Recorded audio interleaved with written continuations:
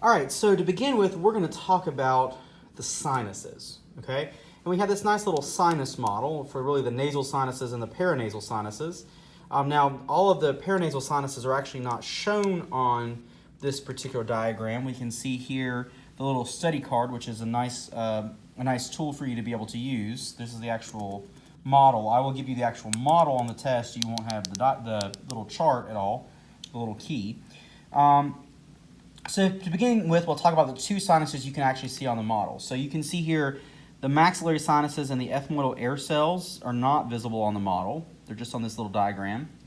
On the actual model, we have the frontal sinus inside of the frontal bone and the sphenoid sinus inside of the sphenoid bone.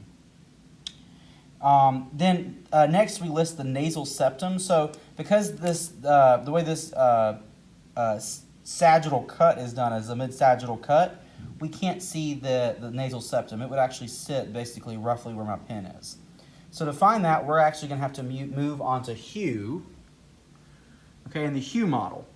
So the nasal septum is going to be this middle piece right here that's going to divide the two nostrils or nares, okay? And so you can see right here this nasal septum, this blue part. And then back to the sinus model, we can see the three nasal conchae, 1, 2, 3. And so those are those mucus-lined areas. We have the superior, the middle, and inferior nasal conchae.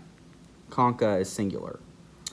Then we have the hard palate. Remember, the palate is going to be the roof of the mouth. So the hard palate, we have the palatine bone right here, where my pen is, and the maxillary bone, the palatine process of the maxillary bone. They form the hard palate. And then this is the soft palate. And near the end or the tip of the soft palate, we have the uvula. Then as we move more inferiorly, we can see the epiglottis. And all these models, pretty much cartilage is shown as blue. And that's the same here in the sinus model. So this is actually cartilage. It's elastic cartilage where the epiglottis is.